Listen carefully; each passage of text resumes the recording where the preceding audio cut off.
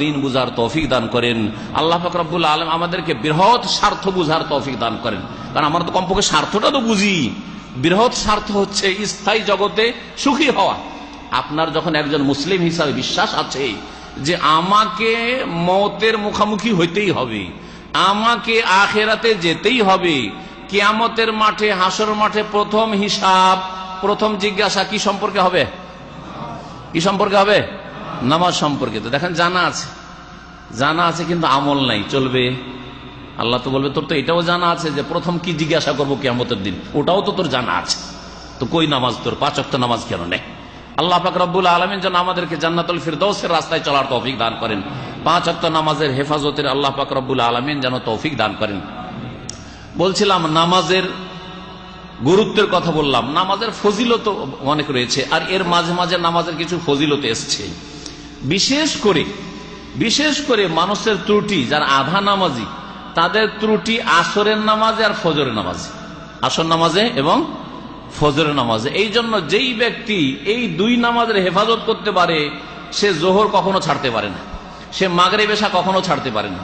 আজকাল দেখছেন না এখানে মাগরিব এশা বেনামাজিও পড়ে নিচ্ছে, কোন ওয়াক্ত নামাজ পড়ে, মাগরিব এশা পয়সা আছে, চল মাগরিব এশাটা পড়েই নি, কিন্তু জোহরে রান্না করে, আসরে খেয়ে দিয়ে পেট ভর্তি করে শুয়ে থাকে, আর তারপরে ফজর তো ওটা শোয়ার সময়। হ্যাঁ, ডিউটি যদি রাত 3টার সময় ফজরের আগেও হয়, বাসের জন্য আধা ঘন্টা 1 ঘন্টা দাঁড়িয়ে আছে, রাস্তার উপর দাঁড়িয়ে আছে, কিন্তু নামাজ পড়ার জন্য সরাসরি বাসা থেকে বেরিয়ে মসজিদে আসবে, ফজরে আসার তৌফিক হয় না, অ্যালার্ম লাগাবার তৌফিক হয় না।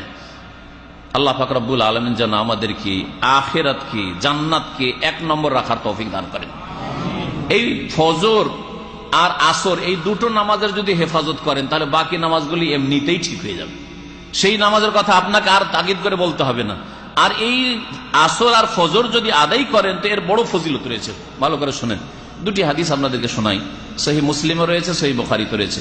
একটি হাদিস, মান সাল্লাল বারদাইনে দাখালাল জান্নাহ, যেই ব্যক্তি 2 ঠান্ডার সময়ের 2 নামাজ পড়বে সে জান্নাতে অবশ্যই যাবে। এই 2 নামাজ বারদাইন কোন নামাজ? আসরের নামাজ, কারণ দিনের তাপের পরে ঠান্ডা পড়তে যাচ্ছে, এক ঠান্ডার নামাজ আসরের নামাজ, আর এক ঠান্ডার নামাজ হচ্ছে দিন হওয়ার আগে ফজরের নামাজ, এই ফজরের নামাজ। তো ফজরের নামাজ এবং আসরের নামাজ যারা পড়বে, নবী করিম সাল্লাল্লাহু আলাইহি ওয়াসাল্লাম বলছেন দাখালাল জান্নাতা, জান্নাতে অবশ্যই যাবে। তাহলে জান্নাতে যাওয়ার সহজ রাস্তা, ফজরটা ঠিক করেন আর আসরটা ঠিক করেন। যদি ঘুমাইতে হয়, আসরে বড় পরীক্ষা, হয়তো আপনার ডিউটি 4টার সময়, এখন আসরের জন্য আপনাকে 2:45টায় রেডি হইতে হচ্ছে। হ্যাঁ, আপনার জান্নাতটাকে সামনে রাখেন, যে জান্নাত যেন হারা না হয়ে যায়, আমি যেন হতভাগা হয়ে সেদিন জাহান্নামে না যেতে হয়। শরীরকে আধা ঘন্টা বেশি হয়তো একটু ঘুম দিতে পারলাম, শরীরকে একটু আরাম বিশ্রাম দিলাম, কিন্তু আমার জন্য জাহান্নাম ফরজ হয়ে গেল, জান্নাত থেকে আমি বঞ্চিত হয়ে গেলাম। এত বড় হতভাগা হবেন আপনি? সুতরাং একটু কষ্ট হইলেও, আর কষ্ট না করলে ফুল তোলা যায় না, কষ্ট না করলে, কাঁটার মধ্যে হাত না ঢুকালে ফুল তোলা যায় না। এই উদাহরণই দিয়েছেন নবী করিম সাল্লাল্লাহু আলাইহি ওয়াসাল্লাম জান্নাত সম্পর্কে, হুফফাতিল জান্নাতু বিল মাকারিহি, জান্নাতকে ঢেকে রাখা হয়েছে কষ্টদায়ক বস্তু দিয়ে, মানে একটু কষ্ট করা লাগবে তাহলে জান্নাত পাওয়া যাবে। ওয়া হুফফাতিন নারু বিশাহওয়াতি, আর জাহান্নামকে ঢেকে রাখা হয়েছে মনোরঞ্জনকারী বস্তু দিয়ে, মানে এমন মজা লাগে জাহান্নামের দিকে যেতে, যে যত মজার কাজ আছে দুনিয়ায় করেন আর সহজে জাহান্নামে চলে যান। জাহান্নামে কাউকে যদি যেতে হয়, যেই কাজে মজা লাগে ওইটা করেন, যেটাতে মজা লাগে ওইটাই করেন। পয়সার ক্ষেত্রে মজা লাগে, সুদ খেতে, ঘুষ খেতে, বেমানি করতে, হারাম চুরি করতে, ডাকাতি করতে, তাড়াতাড়ি রাতারাতি বড় লোক হতে মজা লাগে, জাহান্নামের রাস্তা সহজ। জেনা ব্যভিচার মজা লাগে, নেতৃত্ব খুব মজা লাগে, সুতরাং জুলুম অত্যাচার যাই হবে তাই হোক কিন্তু আমাকে ঠিক থাকতে হবে ইত্যাদি। তারপরে কারো ক্ষয়ক্ষতি করে ওপরে যাওয়া, যে একে যদি না সরাইতে পারি তাহলে আমার ওপরে রাস্তা ক্লিয়ার হয় না। এইরকম যতগুলি মজার কাজ আছে, মজার কাজ করলে জাহান্নাম যাওয়া সহজ। নবী করিম সাল্লাল্লাহু আলাইহি ওয়াসাল্লামের হাদিস যে একটু কষ্ট করে নামাজ পড়তে হয়। ফজরের সময় কষ্ট কাকে লাগে না? শুধু আপনাকে লাগে, আমাদের লাগে না?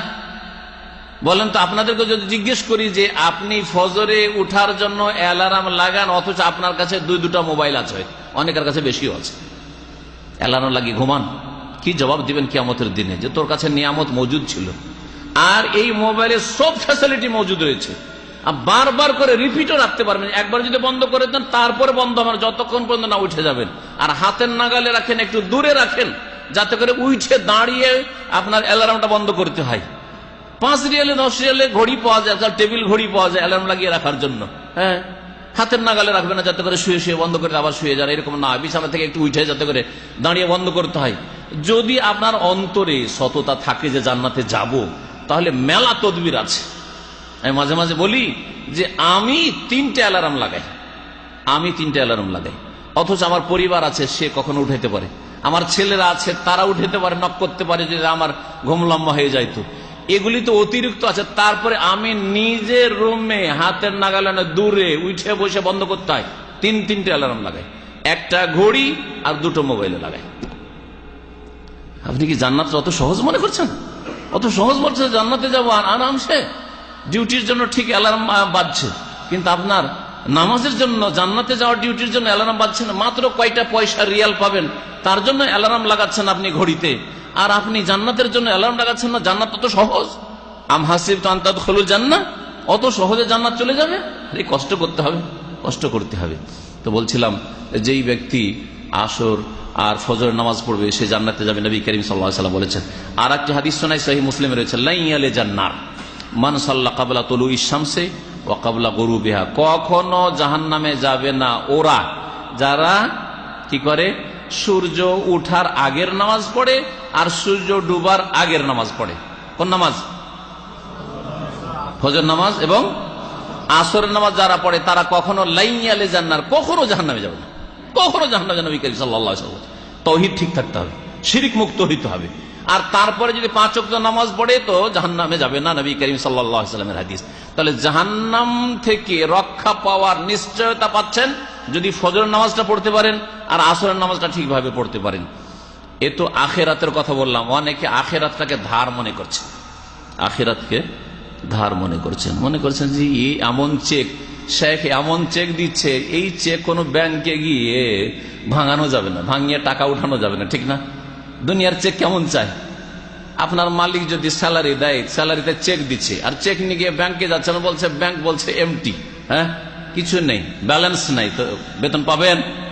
বেতন পাবেন না। তো ওই রকমই অনেকে মনে করছেন যে এগুলো জান্নাতের কথা আর জাহান্নামের কথা, আখিরাতের কথা, আল্লাহ পাকের আযাবের কথা, আল্লাহ পাকের পাকড়াওয়ার কথা, শাফাত পাবো না, হাউজে কাউসারের পানি পাবো না, এগুলি কথা সব ওই ধার ধার ধার মনে করছেন। শয়তান আমাদের চোখের সামনে পর্দা ফেলে দিয়েছে। সেই জন্য নগদ একটা বলি, নগদটা শুনেন। নবী করিম সাল্লাল্লাহু আলাইহি ওয়াসাল্লাম বলছেন, মান সাল্লা সুবহা ফাহুয়া ফি জিম্মাতিল্লাহ। কেউ যদি ফজরের নামাজ পড়ে তাহলে সে আল্লাহ পাকের জিম্মাই থাকলো, আল্লাহ পাকের হেফাজতে থাকলো। আপনাদের মধ্যে এমন কেউ আছে? আপনাদের কেন, একটা যদি হিন্দুকেও জিজ্ঞেস করেন যে তুমি কি চাও যে তুমি রাস্তায় বেরোলে কোথাও দুর্ঘটনা ঘটুক, বালা মুসিবত আসুক, তোমার ছিনতাই হয়ে যাক, তোমাকে কেউ খুন করুক, অথবা গাড়ির তলে চাপা পড়ে মরে যাও, অথবা আগুনে ফেসে যাও, রুমে গেলে আগুনে চারিদিক থেকে ফেসে যাও, অথবা পানিতে ডুবে যাও? কেউ বিপদ চায় কি? বিপদ চায়? কেউ চাই না। নবী করিম সাল্লাল্লাহু আলাইহি ওয়াসাল্লাম বলছেন, তুমি যদি সারা দিন আল্লাহ পাকের হেফাজতে থাকতে চাও, আল্লাহ পাকের জিম্মায় দায়িত্বে থাকতে চাও, আর আল্লাহ আপনার হেফাজতের দায়িত্ব নিচ্ছেন, সরকার যদি কাউকে বডিগার্ড দিয়ে দেয় তো তারই খুশির শেষ নাই যে আমাকে সিকিউরিটি দেওয়া হয়েছে, আমাকে বডিগার্ড দেওয়া হয়েছে, তাই না?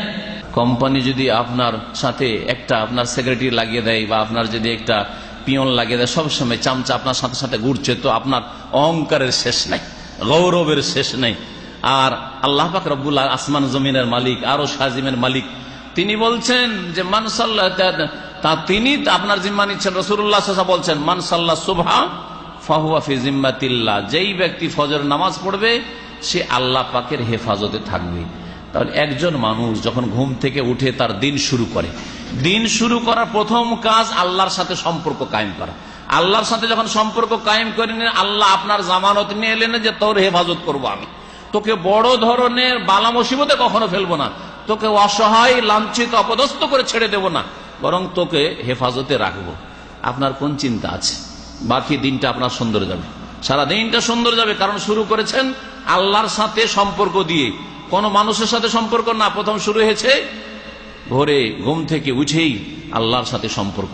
আবার যখন এশার নামাজ পড়ছেন আর ঘুমের কাছে আসবেন, আপনি বিছানায় আসবেন, তখন আল্লাহর সাথে সম্পর্ক কায়েম করে আবার বিছানায় আসছেন যে আল্লাহ তোমার কাছ থেকে দিন শুরু করেছিলাম আর এই তোমার কাছ থেকে বিদায় নিয়ে আবার ঘুমের কোলে লটিয়ে পড়লাম, আল্লাহ তুমি যদি আবার ফিরিয়ে দাও আত্মা, তাহলে আবার তোমার ইবাদত বন্দেগী করব। এই হচ্ছে এই 5 ওয়াক্ত নামাজের রহস্য। সুতরাং আপনারা 5 ওয়াক্ত নামাজ পড়ার চেষ্টা করবেন, ফজর নামাজের হেফাজতের চেষ্টা করবেন। ফজরের নামাজ আর এশার নামাজ পড়লে একটি ফজিলত বলে শেষ করি। নবী করিম সাল্লাল্লাহু আলাইহি ওয়াসাল্লাম একটি হাদিস সহিহ মুসলিমে রয়েছে যে মান সাল্লা সুবহা ফি জামাতিন, কেউ যদি মান সাল্লাল ইশা ফি জামাতিন, কেউ যদি এশার নামাজ জামাতে পড়ে তাহলে ফাকান্নামা কামা নিসফাল লাইল, তাহলে সে অর্ধেক রাত তাহাজ্জুদের নেকি পেল। একটু আগে ভাগ করলাম, আজকাল অর্ধেক রাত মানে রাত 11টায় তাহাজ্জুদ শুরু করলেন আর ভোর 5টায় কি করলেন, ছাড়লেন, ঠিক না?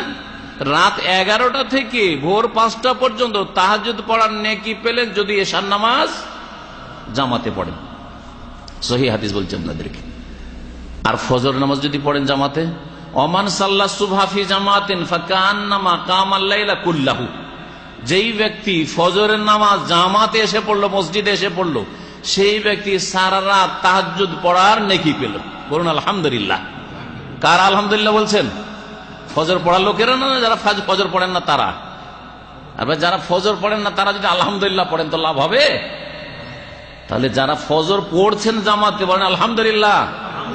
আর যারা এখনো ফজর ঠিক করতে পারেনি, ফজরের সময় ঘুমিয়ে থাকছেন, সূর্য উঠে যাচ্ছে বা ঘরেই ফজর পড়ছেন, তারা আল্লাহর কাছে দোয়া করেন যে আল্লাহ তুমি তৌফিক দান করো, আল্লাহ তুমি তৌফিক দান করো আমাদেরকে, আল্লাহ আমাদের ইমানকে আরো মজবুত করে দাও, 5 ওয়াক্ত নামাজ কায়েম করার তৌফিক দান করো। আপনি শুধু এশা পড়ে, শুধু ফজর পড়ে সারা রাত তাহাজ্জুদের বসে বসে ঘুমিয়ে ঘুমিয়ে নেকি পাচ্ছেন।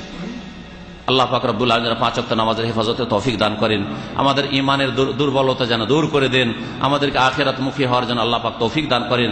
আল্লাহ পাক রব্বুল আমাদের দিন